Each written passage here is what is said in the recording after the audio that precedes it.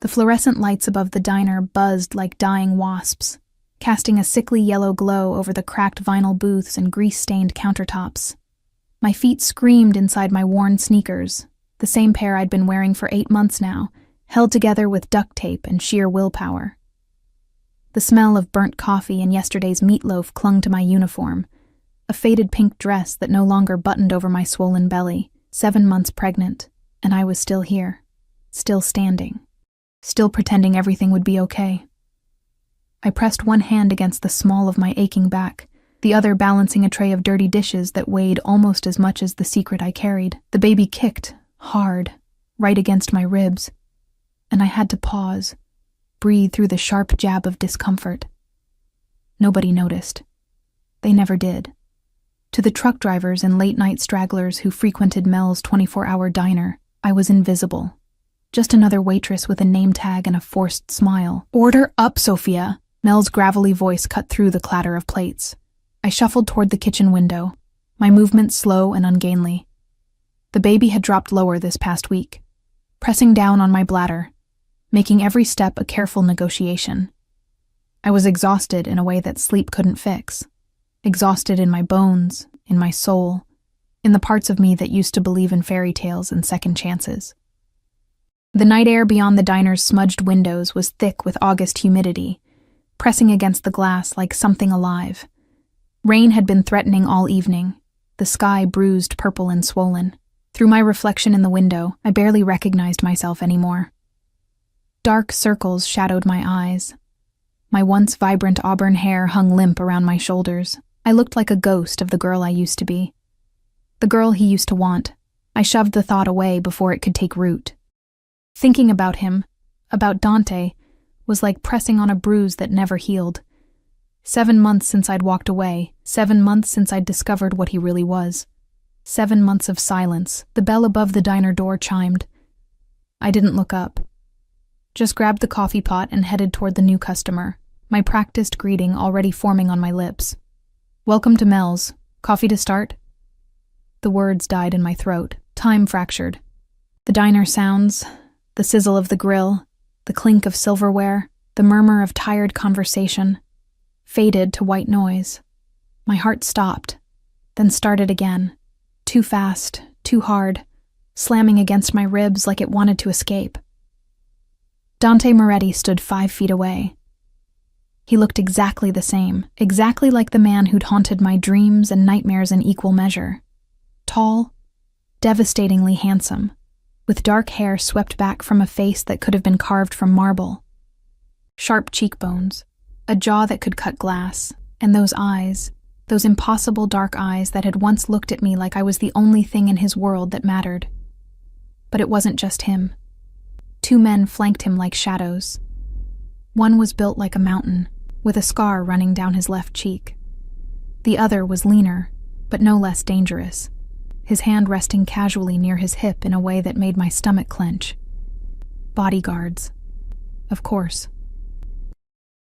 Because Dante Moretti didn't go anywhere without protection. He wore a charcoal suit that probably cost more than I'd make in a year, tailored perfectly to his broad shoulders. A Rolex caught the light on his wrist.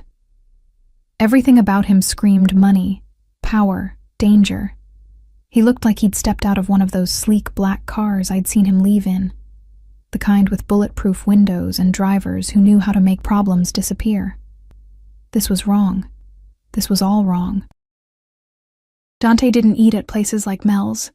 He had private chefs, exclusive restaurants, penthouses with views that made my tiny apartment look like a shoebox. What was he doing here, in this greasy spoon on the edge of nowhere? His eyes met mine. The world tilted. I watched recognition hit him like a physical blow. His entire body went rigid. Those dark eyes widened, then dropped, inevitably, inexorably, to my stomach. To the massive swell of my belly that my uniform couldn't hide, that nothing could hide anymore. The coffee pot slipped from my nerveless fingers. It shattered against the linoleum floor in an explosion of glass and scalding liquid. The crash echoed through the sudden silence. Everyone was staring now. Mel poked his head through the kitchen window. The mountain of a bodyguard's hand moved closer to his weapon, but I couldn't move, couldn't breathe. Couldn't do anything except stand there, frozen, as Dante's face transformed from shock to something else. Something darker, more possessive, more dangerous. Sophia. My name on his lips was a caress and a threat. His voice, God, his voice, rolled over me like smoke and whiskey, rich and dark and utterly commanding. The same voice that had whispered promises in the dark. The same voice that had given orders I'd later learned ended in blood. He took a step toward me. I took a step back, my sneaker crunching on broken glass. No. The word came out smaller than I intended. Weaker. I hated how my voice shook, how my hands trembled as I pressed them protectively over my belly. The baby kicked again, as if sensing my distress. Dante's jaw tightened. His eyes, those eyes that missed nothing, tracked every detail. The faded uniform, the duct-taped shoes, the way I stood slightly hunched, favoring my left side where my back ached the worst. The dark circles. The exhaustion I couldn't hide. Something flickered across his face. Fury, maybe, or pain. With Dante, it was always hard to tell. He kept his emotions locked behind walls of steel, only letting me see what he wanted me to see. You're pregnant. Not a question, a statement. Flat, controlled. But I heard the storm beneath it. I lifted my chin, found some fragment of the pride I used to have. Observant. How long? Does it matter? How long, Sophia? Each word was precise, clipped. The tone he used when giving orders to his men, the tone that made hardened criminals flinch. 7 months. The truth escaped before I could stop it. I watched him do the math, watched the exact moment he realized. His hands clenched into fists at his sides. A muscle jumped in his jaw. The mountain bodyguard shifted nervously. Even he could sense the danger radiating off Dante like heat from a furnace. Mine. Another statement. Absolute. Unquestionable. Is it mine? His voice dropped to something lethal. Every instinct screamed at me to lie, to protect myself, protect this baby from the world Dante lived in. A world of violence and blood money, of enemies and betrayals, of secrets that killed. But I'd never been good at lying to him. He'd always been able to see right through me. Yes. The word barely made it past my lips. The temperature in the diner plummeted. Dante went absolutely still, the kind of stillness that came before an explosion. His eyes turned to black ice. You've been carrying my child for 7 months and you didn't tell me? I left for a reason, Dante. What reason could possibly? You killed someone. My voice cracked on the words. I saw you. I saw what you did to Marco. Marco. His former associate. The man who'd stolen from him, betrayed him. I'd walked into Dante's warehouse looking for him, wanting to surprise him with the news that I was pregnant. Instead, I'd found him standing over Marco's broken body, blood on his knuckles, death in his eyes. I'd run. Packed a bag and disappeared into the night, taking nothing but the clothes on my back and the baby growing inside me. I'd thought I'd been careful, thought I'd covered my tracks, but Dante Moretti didn't let go of what belonged to him. And I had just confirmed that this baby, his baby, belonged to him too. We need to talk. He took another step closer. We have nothing to talk about. I bent down, wincing at the pull in my lower back, and started picking up the larger pieces of broken glass. My hands shook so badly the shards rattled against each other. Sophia, you need to leave. I didn't look at him. Couldn't. If I looked at him, I'd remember. I'd remember what it felt like to be loved by Dante Moretti, to be cherished, protected, worshipped, before I'd learned the price of that protection. I'm not leaving without you. The certainty in his voice made my blood run cold. This was why I'd run. This absolute conviction that he owned me, that I was his to command, his to keep. Dante didn't ask. He took. He claimed. He possessed. Mel appeared with a mop and dustpan. Everything okay here, Sophia? I opened my mouth to say no, to ask him to call the police. But what would I say? That my ex-boyfriend was a mafia boss? That I was carrying his baby? That I'd witnessed a murder?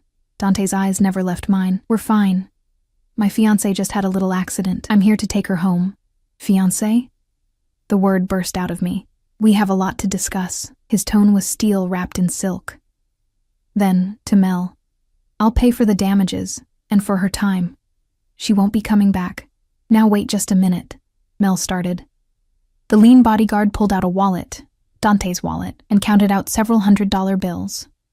More money than I made in a month. He placed them on the counter with the kind of finality that ended arguments. Mel looked at the money, looked at me, looked at Dante's cold, implacable expression. Well, if that's what the lady wants? It's not, I said desperately. Dante, you can't just what? He moved closer, until I could smell him. Expensive cologne, leather. Something darker underneath, gunpowder maybe. Danger. Can't take care of my pregnant girlfriend?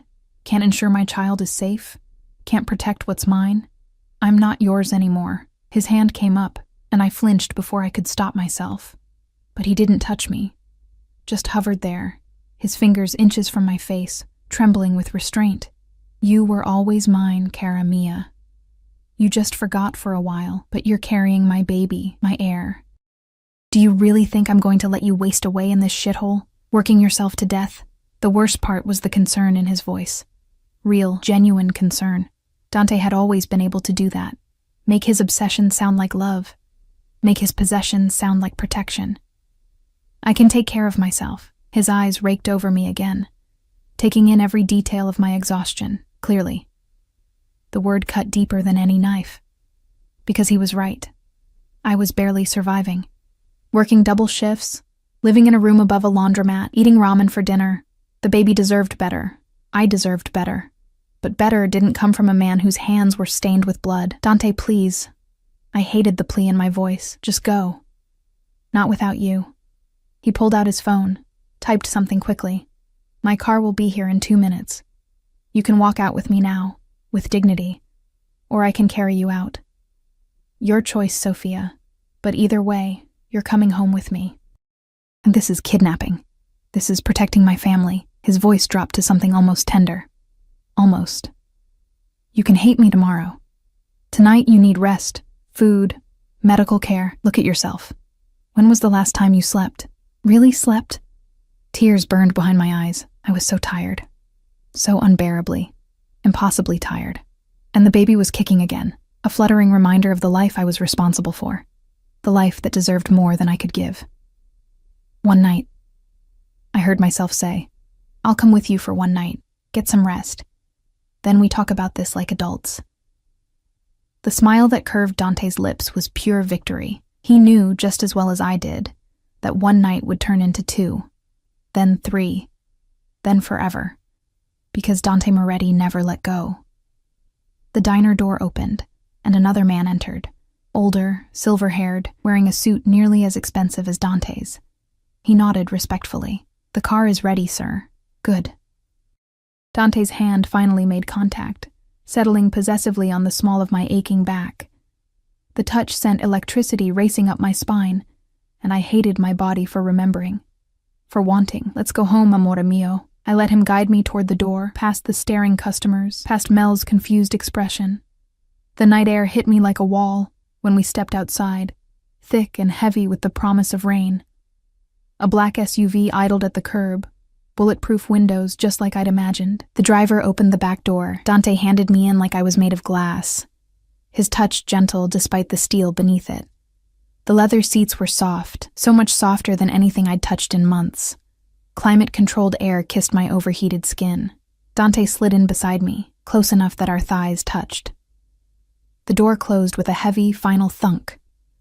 The SUV pulled smoothly into traffic. I'd escaped Dante Moretti once. But looking at his profile in the darkness, at the possessive set of his jaw, and the protective way his hand had already moved to rest on my swollen belly, I knew with absolute certainty I would never escape him again. The penthouse was exactly as I remembered it, and nothing like I remembered it at all. Floor-to-ceiling windows overlooked the city, a glittering sprawl of lights that looked almost beautiful from this height. Almost innocent. Like you couldn't see the rot underneath, the violence that kept those lights burning. The furniture was modern and expensive, all clean lines and muted colors. Everything pristine, everything perfect, everything a cage. I stood in the living room, feeling monumentally out of place in my stained uniform and taped-together shoes. The baby kicked, a rolling movement across my entire belly, and I winced. My back was screaming now, the dull ache that had been building all day, sharpening into something that stole my breath. Dante was on his phone, speaking rapid Italian to someone. His voice was clipped, authoritative. Every inch the boss. The mountain bodyguard, I'd heard Dante call him Luca, stood by the door like a sentinel. The lean one had disappeared somewhere into the depths of the penthouse. I should run. I should make a break for the elevator, try to get away while Dante was distracted. But my feet hurt, my back hurt, everything hurt, and the leather couch looked so soft, so inviting. When was the last time I'd sat on something that wasn't held together with duct tape and prayers? Sit down before you fall down, Dante's voice cut through my thoughts. He'd ended his call, was watching me with those dark, unreadable eyes. You're swaying. I'm fine. You're exhausted. He crossed to me in 3 long strides, his hand cupping my elbow.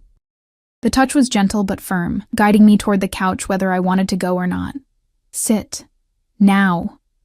I wanted to argue, wanted to maintain some shred of independence. But my knees buckled the moment I tried to lower myself onto the cushions, and suddenly Dante's hands were on my waist, supporting me, easing me down with a care that made my throat tight. When did you last eat? He demanded. I had breakfast. It's past midnight. Try again. I looked away. The truth was, I'd had half a stale bagel around noon. Money was tight. Food was expensive. I'd been saving every penny for when the baby came, for diapers and formula and all the things I'd need. Dante's jaw clenched. Cristo, you're starving yourself. I'm managing. You're 7 months pregnant and working night shifts at a diner. That's not managing, Sophia. That's... He bit off whatever he was going to say, visibly controlling himself. Luca, have Maria prepare something. Soup, pasta, something easy on the stomach. And get Dr. Russo on the phone. Tell him I need him here within the hour. I don't need a doctor, I protested. You haven't had prenatal care in 7 months. I've been to a clinic. The free one on... A free clinic? His voice dropped to something dangerous. You've been taking my child to a free clinic? Your child? The words came out sharper than I intended. You didn't even know about this baby until 2 hours ago. You don't get to waltz back into my life and start making demands. I have every right. You have no rights. I struggled to my feet, ignoring the way my vision swam. I left because of what you are, Dante. What you do. I won't raise a child in that world. He moved closer, crowding into my space, not touching, but close enough that I could feel the heat radiating off him. Close enough that I had to tilt my head back to meet his eyes. What world is that exactly? The world where you have a roof over your head, food in your stomach, medical care, protection. The world where people die, Dante, where you kill them with your bare hands. Something flickered in his expression. Pain, maybe, or regret. But it was gone too quickly to be sure. Marco betrayed the family. He knew the consequences. He was a person, a human being. He was a traitor who would have gotten us all killed. Dante's hand came up, cupping my face with a gentleness that contradicted the steel in his voice. You think I wanted you to see that? You think I wanted you anywhere near that part of my life? I kept you separate for a reason. Kept me ignorant, you mean. Kept you safe. His thumb brushed across my cheekbone, and I hated the way I leaned into the touch. 7 months hadn't been long enough to forget how good his hands felt on my skin. Do you have any idea what would have happened if my enemies knew about you? If they'd discovered you were pregnant? Ice slid down my spine. I hadn't thought about that. Hadn't considered that running might have put the baby in more danger, not less. Exactly. He read my expression like a book. You disappeared without a word. No protection. No security. Nothing. Do you know how many sleepless nights I've had, wondering if you were alive or dead? If someone had found you and used you to get to me? You didn't try to find me. His laugh was bitter. I had every resource at my disposal looking for you, every contact, every favor owed. You're good at hiding, cara mia, better than I gave you credit for, but not good enough. Not anymore. The implication hung in the air between us. He'd found me now, and he wasn't letting go. A woman appeared from the kitchen. Maria, I assumed. She was in her 50s, with kind eyes and silver-streaked hair pulled back in a neat bun. She carried a tray laden with food, steaming minestrone, fresh bread, a glass of milk. "For the signora," she said, setting the tray on the coffee table. Her eyes softened when they landed on my belly. "You need to eat, dear. For the bambino." The smell of the soup made my stomach clench with sudden, overwhelming hunger. When was the last time I'd had a real meal? Something hot and homemade and not from a microwave. Dante guided me back to the couch, his hand firm on my lower back. "Eat. We'll talk after." I wanted to refuse, wanted to maintain my pride, my independence, but the baby was doing gymnastics in my belly, and my hands were trembling as I reached for the spoon. The first taste was heaven, rich and savory, with vegetables and pasta and probably more calories than I'd consumed in a week. I tried to eat slowly, tried to maintain some dignity, but I was so hungry, so desperately hungry, that I found myself devouring it like a starving animal. Dante watched me with an expression I couldn't quite read. Satisfaction, maybe, or possessiveness. With him, it was usually both. "Better?" he asked when I'd finished. I nodded, not trusting my voice. The warmth of the food was spreading through me, making me realize just how cold I'd been, how tired, how close to breaking. Maria cleared the tray with a soft smile, then disappeared back into the kitchen. Luca had vanished too, leaving us alone in the vast living room. The city lights twinkled beyond the windows, indifferent to the drama playing out in this gilded tower. "Dr. Russo will be here soon," Dante said, settling onto the couch beside me. Not touching, but close. Always close. "He's the best obstetrician in the city. He'll examine you, make sure everything is okay with the baby. I told you I've been getting care at a free clinic." His voice was flat. "Where they probably saw you for 5 minutes and sent you on your way. That's not good enough. Not for you. Not for my child. His child." He kept saying that, staking his claim with words, with proximity, with the sheer force of his presence. "Why does it matter so much?" The question slipped out before I could stop it. "You have everything. Money, power, respect. Why do you care about one baby?" The look he gave me could have melted steel. "Because it's our baby, yours and mine, a piece of both of us."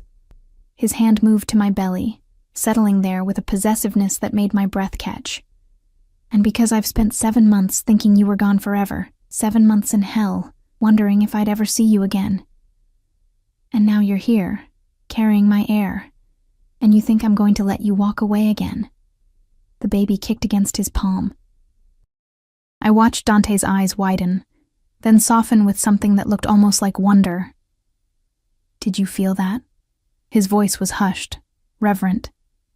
"It's been doing that all day." I tried to sound annoyed, but the truth was, sharing this moment with him felt right in a way that terrified me. "Gets more active at night, like his father." A small smile tugged at Dante's lips. "It's a boy?" "I don't know. I couldn't afford the ultrasound." The smile vanished. His hand tightened on my belly, protective and possessive in equal measure. "That changes now. Tonight. You'll have everything you need. Everything you should have had from the beginning." "Dante." "No arguments, Sophia. You're done living in poverty, done working yourself to death, done pretending you don't need me." His other hand cupped my face, forcing me to meet his eyes. "I failed you. I let you see something you should never have seen, and I drove you away. But I won't fail our child. I won't fail you again. You can't just make this all go away with money and pretty words. Watch me." The doorbell chimed, a soft melodic sound that seemed absurdly civilized given the tension crackling between us. Luca reappeared to answer it, and moments later a distinguished-looking man in his 60s entered, carrying a medical bag. "Dr. Russo." Dante stood, shaking the man's hand. "Thank you for coming on such short notice." Of course, Mr. Moretti. The doctor's eyes found me, professional and kind. And this must be the young lady. How are you feeling, my dear? Tired, I admitted, achy. Perfectly normal at 7 months. But let's have a look, shall we? Mr. Moretti, if you could give us some privacy. No. Dante's voice was absolute. I stay. Dr. Russo glanced at me, questioning. I should have said yes. Should have used this opportunity to speak privately with the doctor, but part of me, the traitorous, exhausted part that remembered what it was like to be loved by Dante Moretti, wanted him there. It's fine, I heard myself say. The examination was thorough. Dr. Russo checked my blood pressure, listened to the baby's heartbeat, measured my belly. His frown deepened as he worked. Your blood pressure is elevated, he said finally. Not dangerously so, but higher than I'd like, and you're underweight for this stage of pregnancy. Have you been experiencing any swelling in your hands or feet? Some, I admitted, especially after long shifts. Long shifts? His eyebrows rose. What kind of work have you been doing? She's a waitress, Dante said, his voice tight. Was a waitress. That's over now. Dr. Russo nodded slowly. I'm going to recommend bed rest for the remainder of your pregnancy. Light activity only. No stress, no physical labor. And you need to gain weight. At least 10 pounds before delivery. Bed rest? Panic fluttered in my chest. I can't afford. Money is not an issue, Dante interrupted. Whatever she needs, whatever the baby needs, cost is irrelevant. The doctor pulled out a prescription pad, scribbling notes. Prenatal vitamins. High quality, not the generic kind. Iron supplements. I want to see you twice a week for monitoring. And I'm going to schedule an ultrasound for tomorrow morning at my office. We need to check on the baby's development, make sure everything is progressing normally. Tomorrow morning. As if I was staying here, as if I'd already surrendered. But where else could I go? Back to my room above the laundromat? Back to working double shifts while my blood pressure climbed and the baby suffered? Dr. Russo packed up his bag, gave Dante a long look laden with meaning, then left with promises to return in a few days.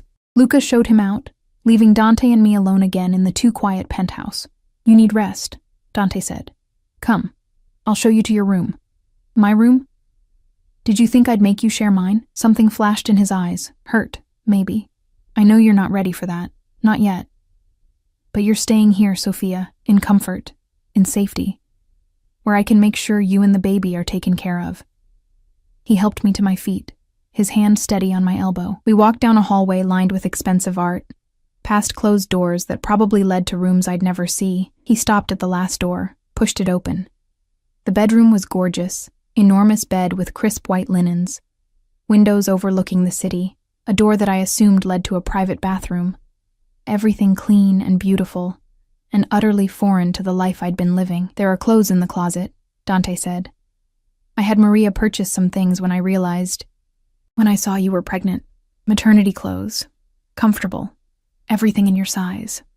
I stared at him. You bought me maternity clothes, tonight? I made a call. Money talks. He moved to the dresser, pulling out soft-looking pajamas. These should fit. The bathroom is through there, fully stocked with anything you might need. Towels, toiletries, everything. The implications of his words settled over me like a heavy blanket. You were planning this, before you even found me. You were going to bring me here. I've been looking for you for 7 months, cara mia. Of course I was planning for when I found you. He set the pajamas on the bed, then turned to face me fully. This is where you belong, with me. Safe. Protected. Trapped. Cherished. He closed the distance between us, his hands framing my face with a tenderness that made my eyes burn. I know you're scared. I know you hate what I am, what I do. But I love you, Sophia. I've loved you from the moment you walked into my life. And I will burn this entire city down before I let anything happen to you or our child. That's not love, Dante. That's obsession. With you, amore mio, they're the same thing. He pressed his forehead to mine, and I could feel him trembling, actually trembling. Stay. Please. Just give me a chance to prove I can be what you need, what our baby needs. I should say no, should fight this, but I was so tired, and he was so warm, and the bed looked so soft. 1 week, I whispered. I'll stay for 1 week. If I'm not happy, if I can't do this, you let me go. You let us go. It was a lie, and we both knew it. Dante Moretti didn't let go, ever. But he nodded anyway, playing along with the fiction. 1 week. I'll prove to you that this is where you belong. He kissed my forehead, chaste, gentle, then left, closing the door softly behind him. I stood in the beautiful bedroom, my hand on my belly, feeling the baby move beneath my palm. Outside, thunder rumbled. The storm that had been threatening all night was finally breaking, and I couldn't shake the feeling that I'd just made a deal with the devil himself. I woke to sunlight streaming through unfamiliar windows and the smell of fresh coffee drifting under the door. For a moment, I didn't remember where I was. Then it all came rushing back. The diner, Dante, the penthouse. I'd fallen asleep almost the moment my head hit the pillow, too exhausted to even shower. Now, morning light painted the room in shades of gold, and my body felt marginally more human than it had in weeks. The baby was quiet for once, a small mercy. I ran my hand over my belly, feeling the firm swell beneath the borrowed pajamas. They fit perfectly. Soft cotton that didn't pinch or bind. Even the elastic waistband was comfortable. A knock at the door made me tense. "Come in," I called, half expecting Dante, but it was Maria who entered, carrying another tray. This one held a feast: scrambled eggs, toast, fresh fruit, orange juice, and that coffee I'd smelled. "Good morning, signora. Mr. Moretti asked me to bring you breakfast." "You don't have to call me that," I said, struggling to sit up. The bed was so soft I'd practically sunk into it. "Sophia is fine," she smiled, setting the tray on the bedside table. "As you wish. But, Mr. Moretti was quite clear about making sure you eat well. He's very concerned about you and the baby." "Where is he?" "Taking calls in his office. He's been up since dawn." She moved to the windows, drawing back the curtains fully. The city sprawled below us, looking almost clean in the morning light. "He wanted me to tell you that your appointment with Dr. Russo is at 10 o'clock. The car will be ready whenever you are." The ultrasound. I'd almost forgotten. My hand moved protectively to my belly again. "Thank you, Maria." She paused at the door. "If I may say, Signo, Sophia, it's good you're here. I've worked for Mr. Moretti for 5 years. I've never seen him the way he was these past months. Like a man haunted. Whatever happened between you, he loves you very much." She left before I could respond. And I was glad. Because what could I say? That love from a man like Dante was a double-edged sword? That being cherished by someone capable of such violence terrified me? I ate slowly, savoring every bite. The eggs were perfectly cooked, the fruit fresh and sweet, real food, prepared with care. Not the cheap ramen and stale bagels I'd been surviving on. After breakfast, I finally allowed myself to explore the bathroom. It was larger than my entire apartment had been. All marble and gleaming fixtures. The shower had multiple heads and looked like something from a spa. Bottles of expensive shampoo and conditioner lined the shelves. Brands I'd only ever seen in magazines. I spent longer in the shower than necessary, letting the hot water ease the constant ache in my back. When I finally emerged, wrapped in a towel that was softer than anything I'd ever touched, I found the closet Maria had mentioned. It was full. Maternity dresses, soft sweaters, comfortable pants with elastic waistbands. Everything in my size, like Dante had said. I ran my fingers over the fabrics. Quality materials, expensive brands. Each piece probably cost more than I made in a week. I chose a simple navy dress that flowed over my belly without clinging, paired with comfortable flats. The mirror showed me a different woman than the one who'd worked at Mel's diner. Clean, rested, almost normal. Almost. Another knock. This time, when I called out, Dante entered. He'd changed since last night, dark slacks, a crisp white shirt with the sleeves rolled up. Casual for him, but still immaculately put together. His eyes swept over me, taking in the dress, the way I'd pulled my damp hair back. "You look better," he said. "Did you sleep?" "Like the dead." The words came out before I could think, and I winced at the unintended irony. His mouth tightened, but he didn't comment. "The car is ready. We should leave soon if we want to make the appointment." "Dante, about last night, We'll talk after. He moved closer, his hand settling on my lower back in a gesture that was becoming familiar, possessive, protective. Right now, I want to make sure my child is healthy. That's all that matters. His child, not our child.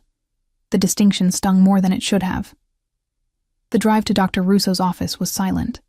Dante sat beside me in the back of the SUV, Luca driving, another bodyguard in the passenger seat. The city rolled past the tinted windows, people going about their normal lives, unaware of the dangerous man riding through their streets. Dante's hand found mine, threading our fingers together. I should have pulled away, should have maintained some distance, but his touch was warm, solid, and part of me, the part that remembered loving him, craved it. Dr. Russo's office was in an exclusive medical building, the kind with marble floors and original art on the walls. We were ushered past the waiting room into a private suite. No waiting, no forms to fill out, just immediate, personalized attention. Good morning. Dr. Russo greeted us with a warm smile. Ready to see your baby? My throat tightened. In 7 months, I'd never had a real ultrasound. The free clinic had used a portable device that gave me only the most basic information, that the baby was alive, that there was a heartbeat. But this was different. The exam room had state-of-the-art equipment. Dr. Russo had me lie back on the table, helped me position my dress to expose my belly. The gel was cold, making me gasp. Dante stood beside me, his hand finding mine again. I felt his tension, saw the way his jaw was clenched tight. Then, Dr. Russo pressed the wand to my belly, and the screen flickered to life, there. A tiny person, arms, legs, a head, moving, shifting, real in a way that made my heart clench. There's your baby, Russo said, his voice warm. Good, strong heartbeat. Let me take some measurements. I couldn't look away from the screen, from the miracle of this life I'd been carrying, feeling kick and roll, but never truly seeing until now. Would you like to know the sex? Dr. Russo asked. I glanced at Dante. His eyes were fixed on the screen, and there was something in his expression I'd never seen before. Awe, wonder, fear. Yes, he said, his voice rough. Please. Dr. Russo moved the wand, angling it carefully. Congratulations. You're having a son. A son. A boy. I was going to have Dante's son. I felt Dante's hand tighten on mine, saw him swallow hard. A son, he repeated like he couldn't quite believe it. Everything looks good, Dr. Russo continued, taking measurements, checking various angles. Baby is measuring right on track. Heart, lungs, kidneys, all developing normally. Though I do want to keep monitoring your blood pressure, Sophia. And I want you to continue with the bed rest. No exceptions. I understand, I managed. The appointment continued. More measurements, more instructions, prescriptions for vitamins and supplements. Dr. Russo printed out several ultrasound images, handed them to Dante, who studied them like they held the secrets of the universe. When we finally left, stepping back into the sunshine, Dante was quieter than I'd ever seen him. He held the ultrasound images carefully, reverently, as Luca opened the car door. But we didn't go back to the penthouse. Instead, the SUV headed in a different direction, toward the exclusive shopping district. Where are we going? I asked. Shopping. Dante's voice was controlled, but I could hear the undercurrent of emotion beneath it. My son needs things. A nursery. Clothes. Everything. Dante, that's not necessary. It is absolutely necessary. He turned to me, and the intensity in his eyes stole my breath. I've missed 7 months, Sophia. 7 months of doctor's appointments, of feeling him kick, of watching you grow with my child. I can't get that time back, but I can make damn sure that from this moment forward, both of you have everything you could possibly need. We pulled up in front of an upscale baby boutique, the kind of place I'd never dared enter before, where a single onesie probably cost more than my weekly grocery budget. The staff recognized Dante immediately, or at least recognized money when they saw it. A beautifully dressed woman in her 40s approached, all professional smiles. Mr. Moretti, welcome. How can we help you today? My partner is pregnant, 7 months. We need everything for a nursery, the best you have. Money is no object. The woman's eyes widened slightly. Then she was all business. Of course. Right this way. We have several premium collections.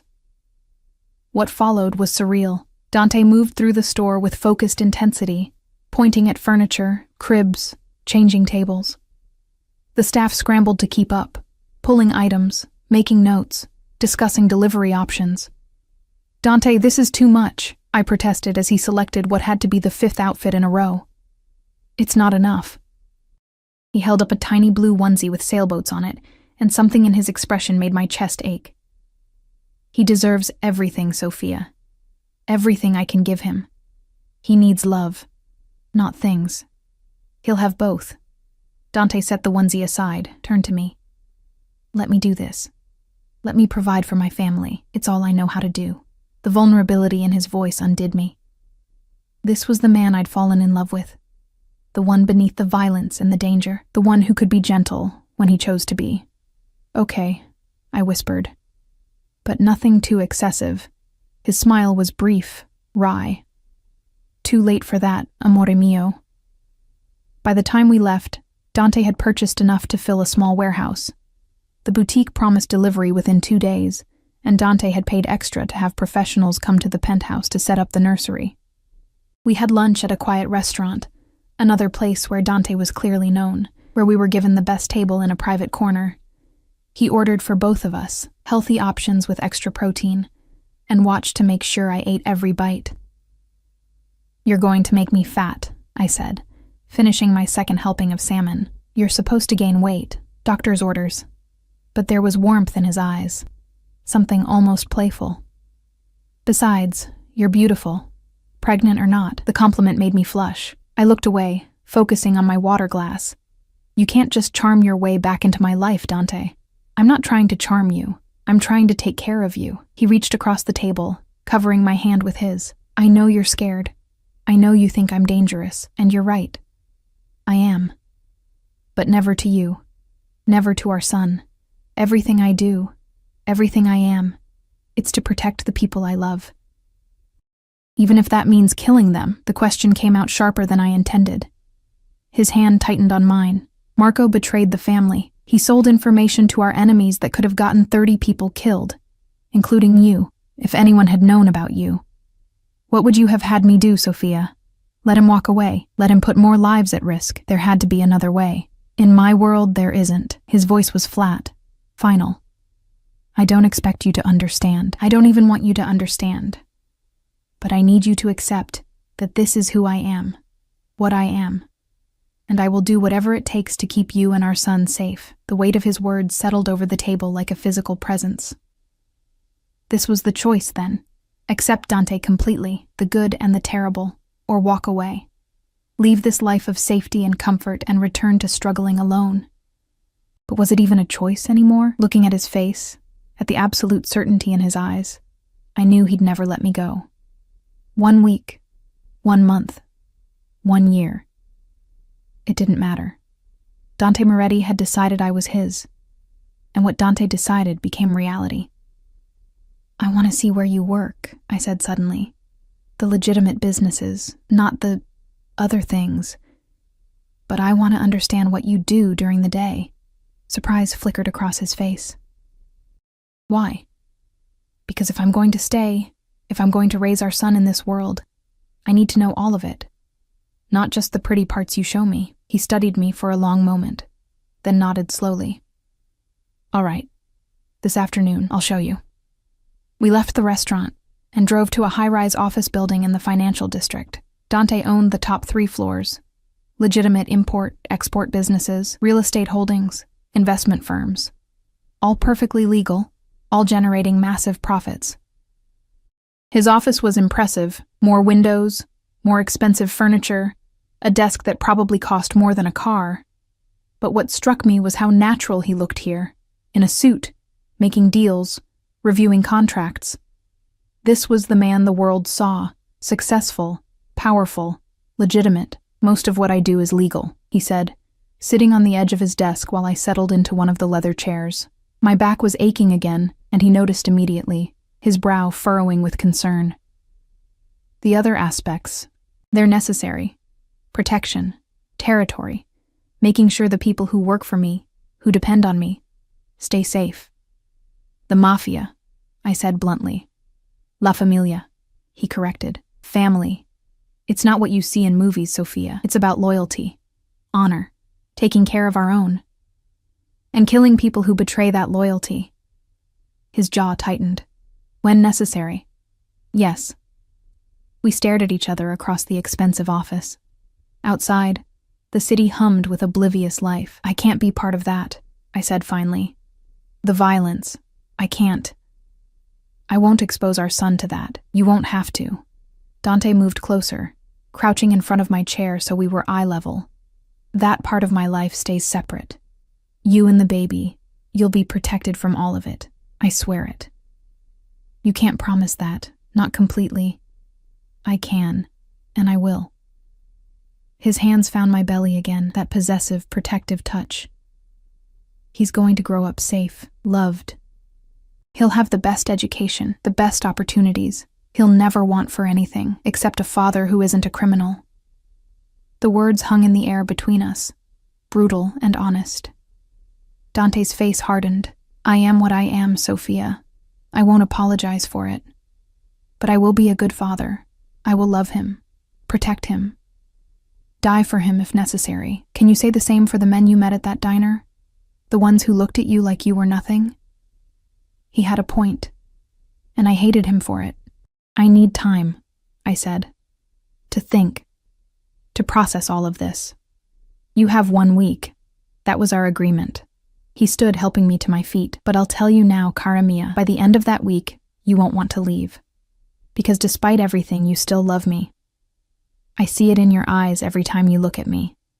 Love isn't always enough. With us, it has to be. He pulled me close, his hand cradling the back of my head. Because I'm not letting you go. Not now. Not ever. You and our son, you're mine. And I protect what's mine. The certainty in his voice should have terrified me. Instead, as his arms wrapped around me and I felt the solid strength of him, I felt something else entirely. Safe, protected, cherished. And maybe, just maybe, that was enough. 3 days passed in a blur of doctor's appointments, deliveries, and Dante's constant, overwhelming presence. The nursery took shape with frightening speed. Professional designers transformed the room next to Dante's master suite into something from a magazine spread. Soft blues and creams, a crib that looked like a work of art, shelves already filling with books and toys. A rocking chair sat by the window, perfect for late-night feedings and quiet moments. I stood in the doorway, one hand on my aching back, watching the final touches being applied. Dante appeared behind me, his presence a warm weight at my shoulder. What do you think? He asked. It's beautiful. And it was. Perfect. Everything a baby could need. It's too much. Nothing is too much for my son. His hand settled on my belly, a gesture that had become automatic over the past few days. The baby kicked against his palm, and I felt Dante's sharp intake of breath. He still reacted with wonder every time. He's strong, like his father. Or stubborn, like his mother. The ghost of a smile touched Dante's lips. God help me if he inherits your stubbornness. It was the closest we'd come to normalcy. This easy banter, these quiet moments. Almost like we were a real couple preparing for a baby. Almost like the violence and danger didn't exist. But it did. I saw it in the bodyguards who shadowed our every move, in the encrypted phones that rang at all hours. In the way Dante's expression would shudder when he took certain calls, stepping away to conduct business I wasn't supposed to hear. That night, we had dinner together in the penthouse, another routine that had developed. Maria prepared incredible meals, and Dante insisted we eat together, asking about my day, my comfort, the baby's movements, playing house in the most surreal way possible. I have to go out tonight, he said, as Maria cleared our plates. Business that can't wait. My stomach clenched. What kind of business? The kind you don't need to worry about. His voice was gentle but firm. Luca will stay here with you, and there are 3 more men downstairs. You're completely safe. That's not what I'm worried about. He went still. Sophia, Are you going to kill someone tonight, Dante? The question came out quietly, but it echoed in the dining room like a gunshot. That's not... He stopped, jaw tightening. I'm going to handle a situation. How I handle it depends on how cooperative certain people are. So maybe you'll kill someone. Maybe I'll prevent my entire operation from being compromised. Maybe I'll save lives by stopping a threat before it becomes a problem. He stood, moving around the table to me. This is my world, cara mia. I won't lie to you about what it involves, but I also won't apologize for doing what's necessary to protect my family. We're not your family. Not really. We're just what? His voice dropped dangerously low. Just the woman I love? Just the child I'd burn the world down to protect? Tell me, Sophia, what exactly are you to me if not my family?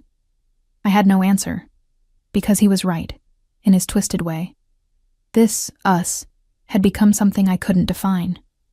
Not quite love, not quite captivity. Something in between that left me constantly off balance. Dante pressed a kiss to my forehead, lingering there. Get some rest. I'll be back before morning. And Sophia? If anything happens, anything at all, Luca has orders to take you somewhere safe. No questions, no hesitation. You're scaring me. Good. Fear keeps you cautious. Cautious keeps you alive. He pulled back, his eyes searching mine. I need you to promise me something. If Luca tells you to move, you move. If he says run, you run. Can you do that? The seriousness in his tone made my pulse spike. What's going on, Dante? What aren't you telling me? Just promise me. I promise. He left with a kiss that felt too much like goodbye, and suddenly the penthouse felt enormous and empty. I retreated to my room, though I'd started thinking of it as our room in my weaker moments, and tried to read. But concentration was impossible. Around 11, the baby started moving restlessly, rolling and kicking with unusual intensity. I paced the room, one hand pressed to my belly, trying to soothe both of us. My back was killing me, a sharp, constant pain that no position seemed to ease. A knock at the door. Luca's gravelly voice. Everything all right, signora? Fine. Just restless. I opened the door, found him standing there with his usual vigilant expression. How long have you worked for Dante? The question seemed to surprise him. 6 years, ma'am. Do you ever worry? About what might happen? Every day. His scarred face was honest, if not comforting. But Mr. Moretti is smart, and he has more reason than ever to come home safe now. His eyes dropped to my belly meaningfully. The baby kicked hard, and I winced. Luca's expression shifted immediately. Are you in pain? Just backache. It's been bad all day. Another sharp kick, this one accompanied by a tightening across my entire belly that made me gasp. Luca's hand went to his phone. I'm calling Dr. Russo. It's just Braxton Hicks. The doctor said they're normal. Another tightening. Stronger this time. Definitely not normal. With respect, signora, you're 7 months pregnant and in pain. We're calling the doctor. Dr. Russo answered on the second ring, listened to Luca's terse description, then asked to speak to me. I described the tightening, the back pain, the baby's restless movements. I want you to come to the hospital, he said, his voice calm but serious. It could be nothing, but given your elevated blood pressure and the stress you've been under, I'd rather be cautious. Can you get here within the hour? Yes, but no arguments, my dear. Better safe than sorry. Luca was already on another phone, barking orders. Within minutes, the SUV was ready. 2 additional cars flanking us. A full security detail. I felt ridiculous, being rushed to the hospital for what was probably nothing. But Luca's grim efficiency left no room for protest. We were halfway to the hospital when Luca's phone rang. He answered in rapid Italian, his expression darkening with each word. Then to the driver. Faster, now. What's wrong? My heart was pounding. Mr. Moretti's meeting was a setup. There was gunfire. He was already dialing another number. He's okay, he added quickly, seeing my face, but the situation is hot. We need to get you secured. Gunfire. Setup. The word swirled in my head as another contraction. Because that's what they were, I realized with growing panic, tightened across my belly. We pulled up to the hospital's private entrance. Luca had me out of the car and inside before I could fully process what was happening. Dr. Russo was waiting, his face professionally calm, but I could see the concern in his eyes. "Let's get you examined," he said, guiding me toward the elevator. The examination room felt too bright, too cold. Dr. Russo worked quickly, checking my blood pressure, elevated, monitoring the baby's heart rate, fast but steady, examining me internally. "You're in early labor," he said finally. "Not active yet, but your body is preparing. The stress likely triggered it, but I'm only 7 months. It's too early. The baby is measuring well. If we can't stop the labor, he has an excellent chance, but we're going to try to delay it as long as possible." He was already calling for medication, for monitors. "I'm admitting you. Complete bed rest. We'll give you steroids to help the baby's lungs develop, medication to try to stop the contractions." Everything became a blur of activity. Nurses hooking me up to monitors, IVs being inserted, the steady beep beep beep of the baby's heartbeat filling the room. Luca positioned himself by the door like a sentinel, his hand never far from his weapon. "Mr. Moretti is on his way," he told me. "He'll be here soon." I wanted to ask if Dante was hurt, if he was safe, but another contraction stole my breath. They were getting stronger, closer together. The medication was supposed to stop them, but my body didn't seem to be listening. "Doctor." Russo's frown deepened. "The contractions aren't responding to the medication. We may need to prepare for delivery." "No, it's too early. He needs more time. He needs to be born healthy, which means we deliver if your body decides it's time." His voice was kind but firm. "Let's see how the next hour goes." That hour was the longest of my life. Contractions came and went.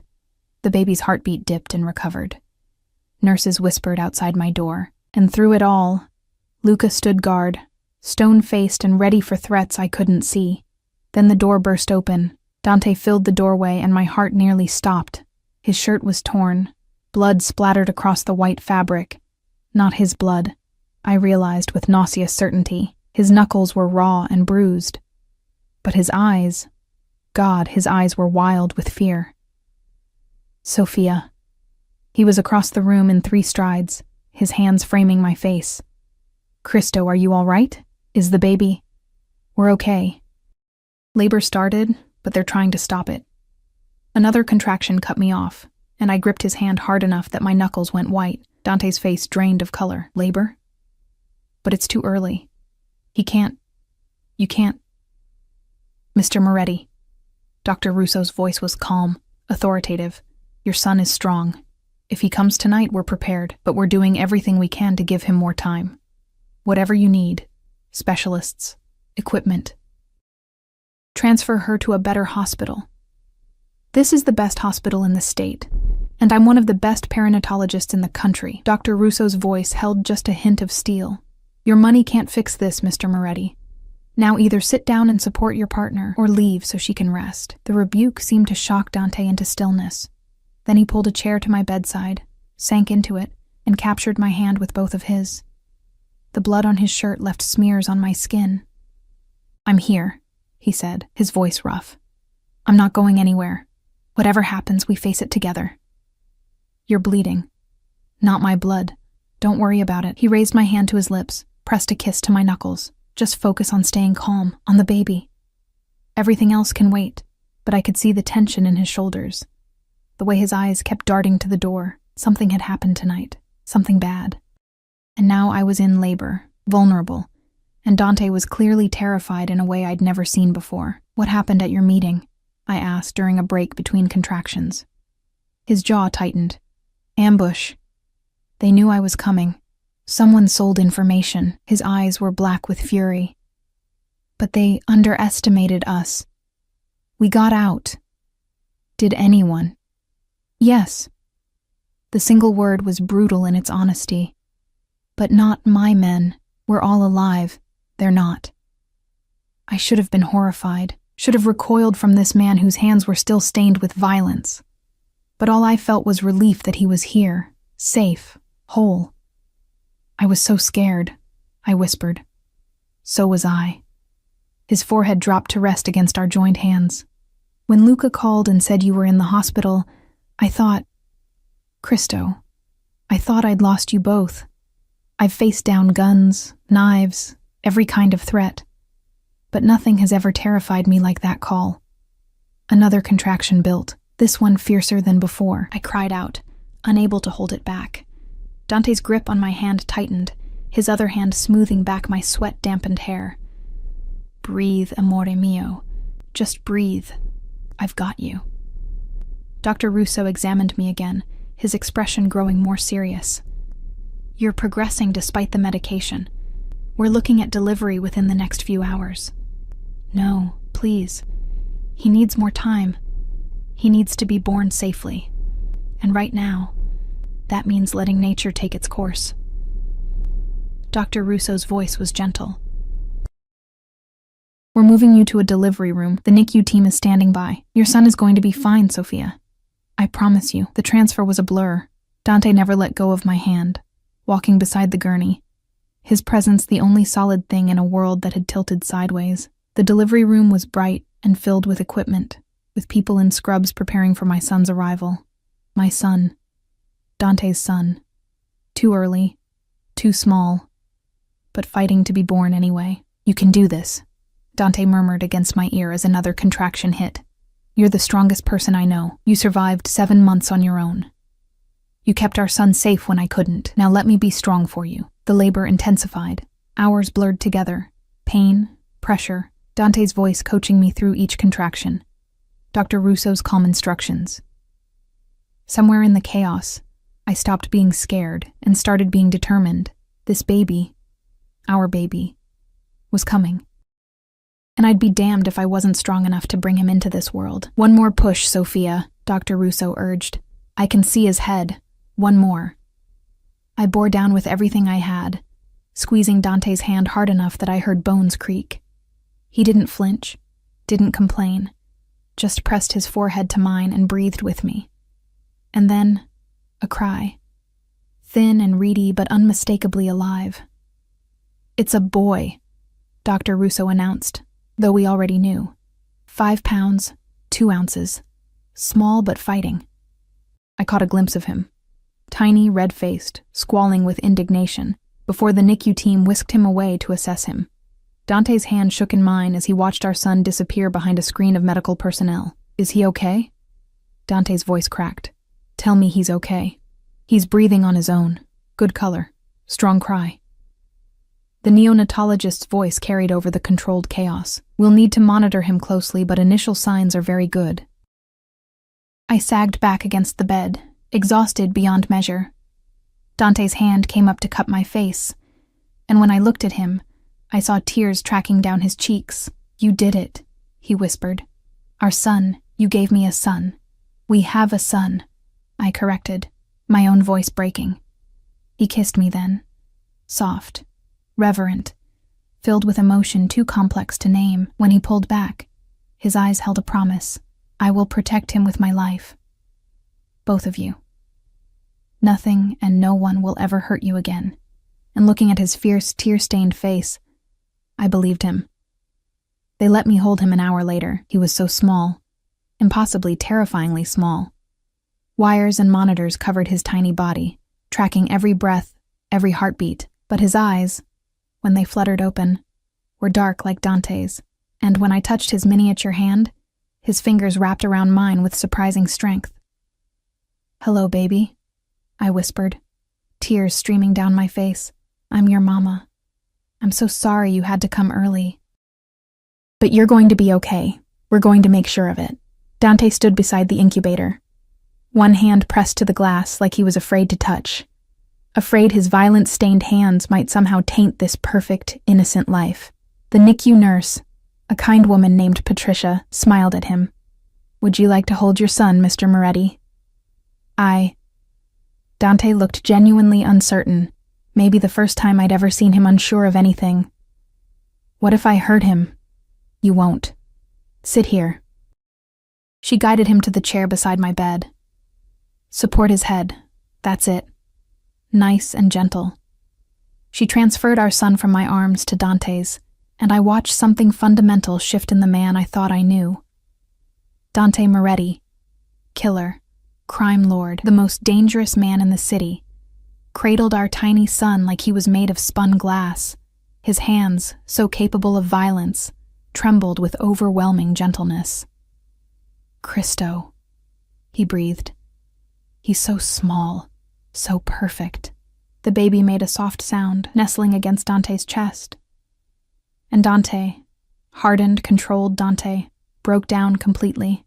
Silent tears coursed down his face as he stared at our son with absolute wonder. "I swear to you," he whispered to the baby, "I will give you everything, every opportunity, every protection. You will never know fear or hunger or pain. You will be safe, loved. I swear it on my life." My heart twisted, because I heard the promise underneath, that Dante would do anything, become anything, sacrifice anything to keep this child safe, even if it meant more violence, more blood, more darkness. But looking at them together, father and son, connected by something deeper than blood, I couldn't find it in myself to care. Not right now. Not when we'd just barely brought this life into the world. "He needs a name," I said softly. Dante looked up, his eyes still wet. "What about Alessandro, after my grandfather, the only man who ever truly understood what it meant to be family?" "Alessandro. It was beautiful, strong, Italian, like his heritage." "Alessandro Moretti," I tested the name. "What do you think, little one? Do you like it?" The baby, Alessandro, made another soft sound like agreement. "Alessandro it is," Dante confirmed, pressing a kiss to his son's forehead. "Welcome to the family, Piccolo." The NICU required Alessandro to stay for observation. Premature babies needed time, monitoring, care we couldn't provide at home. Dr. Russo assured us he was doing remarkably well, beating every expectation, but they wanted to be cautious, which meant I was discharged 2 days later while my son remained behind. Leaving the hospital without him was the hardest thing I'd ever done. Dante had to practically carry me to the car, my body still recovering, my heart shattering with every step away from the NICU, but Patricia promised we could visit any time, that Alessandro was in the best possible hands. The penthouse felt different when we returned. The nursery that had been prepared with such care sat empty, waiting. I stood in the doorway, staring at the crib that should have held my baby, and finally let myself break down completely. Dante found me there, crumpled on the floor of the nursery, sobbing into my hands. He didn't say anything, just gathered me into his arms and held me while I cried out every fear, every exhausted emotion of the past week. "He's going to come home," Dante murmured into my hair, "strong and healthy. Patricia said maybe 2 weeks. We can do 2 weeks. I want him here. I want him safe. He is safe. He's in the best NICU in the state, with round-the-clock care. And tomorrow we'll go see him. Spend the whole day if you want. I've already cleared my schedule." I pulled back to look at him. "What about your business? The people who ambushed you? Don't you have to deal with that?" His expression hardened. "That's been handled. Permanently. The threat is eliminated, meaning more death, more blood, more of the darkness that followed Dante everywhere. But for once I felt only grim satisfaction.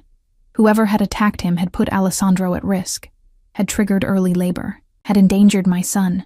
Let them be eliminated. The realization of how far I'd fallen, or risen, depending on perspective, should have horrified me. Instead, I just felt tired of fighting the inevitable, tired of pretending Dante wasn't exactly what I needed him to be. "I want to stay," I said quietly. "Not just for a week, not just until Alessandro comes home. I want to stay. With you. Build a life together. For our son." Dante went absolutely still. "You mean that?" I mean, I'm terrified. I don't know if this will work. I mean, I still hate what you do, what you are." I touched his face, feeling the roughness of stubble, the warmth of his skin. "But I love you anyway. I've loved you since the moment you walked into that gallery opening and made me laugh when I was supposed to be working. And I love our son. And I think maybe we can make this work. If you promise me something. Anything. Keep the violence away from us. From Alessandro. I don't care what you have to do or who you have to become when you're out there, but when you come home, you leave it at the door. Can you do that?" "Yes." No hesitation. absolute certainty. I already decided. The night you went into labor, when I thought I might lose you both, I realized nothing else matters.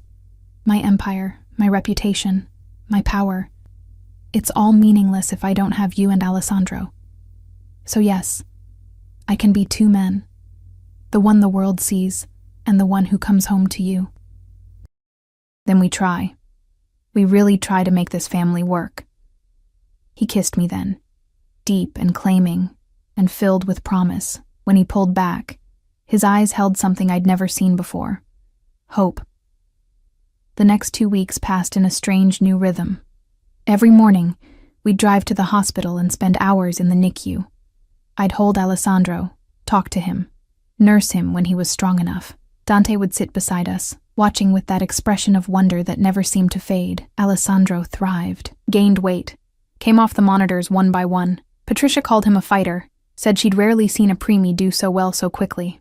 He gets it from his mother, Dante said, his hand resting on my shoulder as we watched Alessandro sleep. That stubbornness, that strength. At night, we'd return to the penthouse, to the nursery that was slowly filling with life. Photos from the NICU, tiny clothes Alessandro would wear soon, books we'd read to him. Dante worked from home, taking calls and meetings in his office, but never missing our afternoon visits to see our son. And slowly, carefully, we rebuilt what we'd once had. The easy conversation, the comfortable silences, the way Dante's hand would find mine without thinking, the way I'd lean into him instinctively, finding safety in his strength. We didn't share a bed, not yet. That felt too fast, too presumptuous. But some nights, when the empty nursery felt too quiet, I'd find Dante in his office, and he'd pull me onto his lap, and we'd just sit together in the darkness, talking about Alessandro, about our fears and hopes, about the future we were building. "I want to marry you," he said one night, his voice quiet against my hair. "When you're ready, when you're sure. I want you to be my wife, not just my partner. I want Alessandro to grow up seeing his parents committed to each other." "Ask me again in 6 months," I said. "When we've proven we can do this. When Alessandro is home, and we've found our rhythm as a family." 6 months, he agreed. "And then I'm putting a ring on your finger so big you won't be able to lift your hand." I laughed, and it felt good. Natural. Like maybe we really could make this work. Finally, Patricia called with the news we'd been waiting for. "Alessandro is ready to go home." We arrived at the hospital within the hour, both of us vibrating with excitement and terror.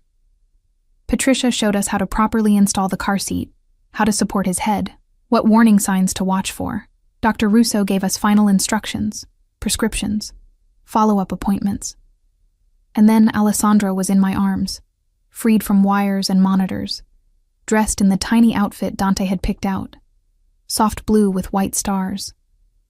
He looked so much bigger than he had 2 weeks ago. So much stronger. The drive home was the slowest of my life. Dante drove with exaggerated care, taking corners like we were transporting explosives. Every time Alessandro made a sound, we both tensed, checking the mirror to make sure he was okay. When we finally pulled into the underground garage of the penthouse building, Dante turned to look at me, his eyes bright. "Ready to start our life? More than ready."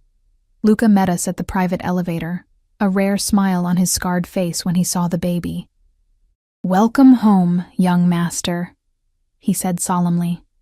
The penthouse had been transformed, flowers everywhere, tasteful arrangements that filled the rooms with color and life.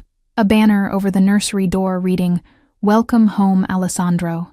Maria waiting with tears in her eyes and a feast prepared for celebration. But all I cared about was getting Alessandro settled. We placed him in his crib, finally in his own room, and stood there watching him sleep like he might disappear if we looked away. "I can't believe he's really here," I whispered. "Believe it." Dante's arm came around my waist, pulling me against his side. Our son, our family, our future. That night, after feeding Alessandro and settling him in his bassinet beside my bed, I wasn't ready to have him in another room yet. I finally let myself feel the full weight of what we'd built, this strange, complicated, imperfect family. Dante appeared in my doorway, hesitant. "Can I come in?" "Of course." He crossed to the bassinet, spending a long moment just watching Alessandro sleep. Then he turned to me, his expression vulnerable in a way I'd rarely seen. "Thank you," he said quietly, "for giving me this, for giving me him, for giving me a second chance I probably don't deserve. You deserve to be happy, Dante. Even you." He sat on the edge of my bed, close enough to touch, but not quite touching. "I know you said 6 months before we talk about marriage, but can I ask you something now?" "What?" "Move into my room. Not for that. Just to sleep. I want to wake up next to you. I want to be there when Alessandro wakes up at night. I want us to be a real family in every way." I should have said no, should have maintained boundaries, but looking at this man who'd turned his world upside down for us, who'd proven over and over that he could be gentle when it mattered, I couldn't find a reason to refuse. "Okay," I said, "we'll try it. But Dante, if this doesn't work, if we can't make this family thing work, it will work. Because failure isn't an option, not with you, not with him." He leaned forward, pressing his forehead to mine. "I love you, Sophia. I've loved you since that gallery opening. I loved you when you left. I loved you through 7 months of hell. And I'll love you for the rest of my life. That's not obsession. That's not possession. That's just truth. I love you too," I whispered. "Even when I shouldn't. Even when it's terrifying. I love you." He kissed me then. Soft, sweet, full of promise. And when he pulled back, his smile was the most genuine I'd ever seen. 3 months later, I woke to Alessandro's soft cries and found Dante already at the bassinet, which we'd moved into his bedroom along with me. "Our bedroom now. I've got him," Dante murmured, lifting our son with practiced ease. "Go back to sleep." But I watched instead as Dante settled into the rocking chair by the window, Alessandro cradled against his bare chest. He was humming softly, something Italian I didn't recognize, and our son's cries quieted almost immediately. This was my life now, mornings with Dante and Alessandro. Days spent building routines and finding our rhythm. Evenings when Dante would come home from whatever darkness he'd faced and transform back into the man who read bedtime stories in bad Italian accents and made our son giggle with silly faces. The violence still existed. I'd been naive to think it wouldn't. But Dante kept his promise. He left it at the door. When he was home, he was just a father, just a partner, just the man I'd fallen in love with. "What are you thinking about?" Dante asked, catching me watching. "How far we've come. How different this is from what I imagined. Better or worse?" I looked at my son, healthy and growing, at the man who'd moved heaven and earth to keep us safe, at the life we'd built from the ashes of everything I thought I wanted. "Better," I said honestly. "So much better than I ever imagined." Alessandro let out a satisfied sound, his tiny hand fisted in Dante's chest hair. Dante winced but didn't move, just kept rocking, kept humming, completely content to be held captive by someone who weighed less than 10 pounds. 6 months after that night in the hospital, Dante asked me again. We were in the nursery. Alessandro was sleeping peacefully in his crib, finally in his own room. I'd just finished reading him a story, my voice soft in the twilight. When I turned, Dante was on one knee, a ring box in his hand. "I know we said 6 months," he began. "And it's been 9. But I needed to be absolutely sure, not of how I feel, but that you'd believe me when I said forever. So I'm asking now, Sophia, will you marry me? Will you let me spend the rest of my life proving I can be the man you and Alessandro deserve?" The ring was beautiful, a simple diamond, elegant rather than ostentatious. Exactly what I would have chosen. "Yes," I said, tears already falling. "Yes, I'll marry you." He slid the ring onto my finger, then pulled me into his arms. Over his shoulder, I could see Alessandro sleeping peacefully, our perfect son, the best thing we'd ever created together. This wasn't the life I'd planned, wasn't the fairy tale I'd imagined as a girl. but it was real. It was ours. And it was filled with a love so fierce, so protective, so all-consuming that it had survived violence and separation, and every obstacle thrown in its path. Dante Moretti had found me in that diner, broken and pregnant, and running from his world. And somehow, impossibly, we'd built something beautiful from the wreckage. Our son slept in his crib, my ring caught the light from the hallway. And in Dante's arms I finally felt like I'd come home, not to a place, but to the people who made anywhere feel like home, my family.